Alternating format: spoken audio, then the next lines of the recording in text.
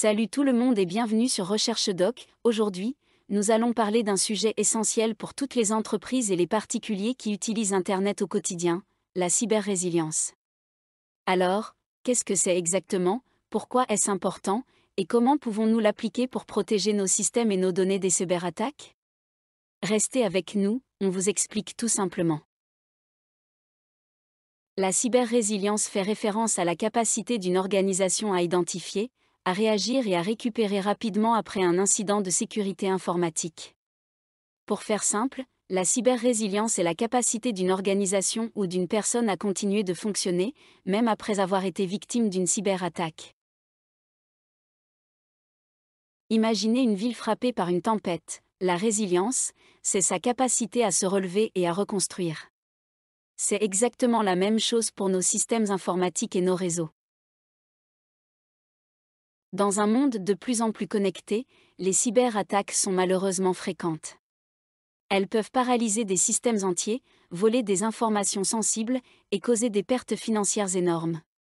Et ça ne touche pas seulement les grandes entreprises, mais aussi les PME, les institutions publiques et même les particuliers. Le renforcement de la cyber-résilience implique l'élaboration d'un plan axé sur les risques qui suppose que l'entreprise sera confrontée à un moment ou à un autre à une violation ou à une attaque. Sans une bonne cyber-résilience, une attaque peut détruire la réputation d'une entreprise, ralentir son activité pendant des jours, voire des semaines, et coûter des millions en réparation. Mais avec une bonne préparation, vous pouvez limiter les dégâts et reprendre vos activités plus rapidement.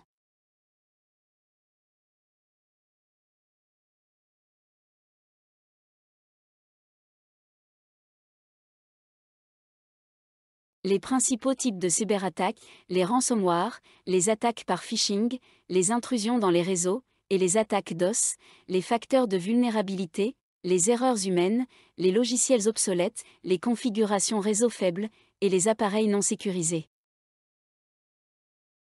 Un plan de cyber-résilience repose sur une évaluation rigoureuse des cyber-risques auxquels l'entreprise est le plus susceptible de faire face. Il s'agit à la fois de menaces internes, émanant de personnes au sein de l'organisation, et de risques externes tels que les violations de données et les attaques de ransomware.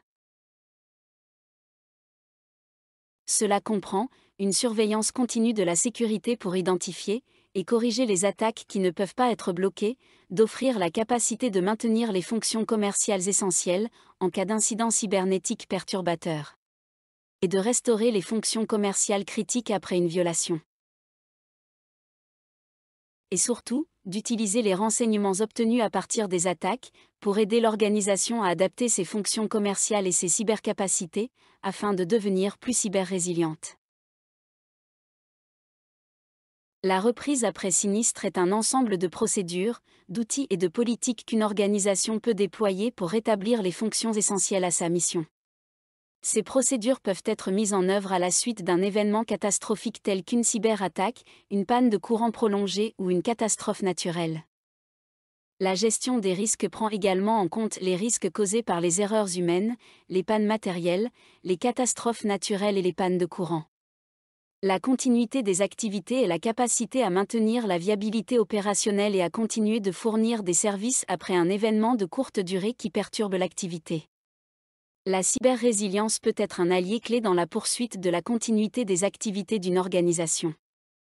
Les politiques et solutions de cybersécurité sont également essentielles pour assurer la sécurité des employés, quel que soit leur lieu de travail. La gestion des risques vise à identifier les risques susceptibles d'avoir un impact sur l'écosystème informatique d'une organisation. Parmi les exemples, citons le piratage informatique, les violations de données et l'espionnage informatique. Les composantes de la cyber-résilience, la cybersécurité est essentielle à une stratégie de cyber-résilience. Les équipes de cybersécurité, associées à des outils et des politiques robustes, contribuent à protéger l'écosystème informatique d'une organisation, réseau, matériel et données, en surveillant, détectant, défendant et répondant aux attaques et intrusions malveillantes. La détection, les systèmes de surveillance des réseaux, les outils d'analyse des comportements et les solutions de sécurité avancées, et la réponse, c'est-à-dire les plans de réponse aux incidents, les équipes de réponse rapide et surtout la restauration des données. Alors, comment faire pour devenir cyber-résilient ? Il y a 4 piliers principaux à connaître: la prévention, c'est-à-dire la sensibilisation des employés, la mise en place de politiques de sécurité strictes, et la formation à la sécurité informatique. L'humain est souvent le maillon faible en cybersécurité. S'assurer que les employés connaissent les bonnes pratiques, comme la gestion des mots de passe et la vigilance face aux emails suspects. Les mises à jour logicielles, l'importance des patchs de sécurité. L'authentification à 2 facteurs, une protection supplémentaire contre les intrusions, la segmentation des réseaux, limiter l'impact d'une éventuelle compromission, et les exercices de simulation, tester les plans de réponse, organiser des simulations d'attaque pour voir comment l'organisation réagit et pour identifier les points à améliorer.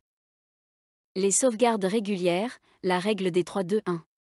Cette règle simple mais efficace stipule que vous devez avoir au minimum 3 copies de vos données, la copie principale et 2 sauvegardes. 2 supports différents, par exemple, un disque dur interne, un disque dur externe et un stockage en ligne. Et une copie hors site, cette copie doit être physiquement éloignée du lieu de stockage principal, pour éviter qu'elle ne soit endommagée en cas d'incident local, incendie, inondation, etc.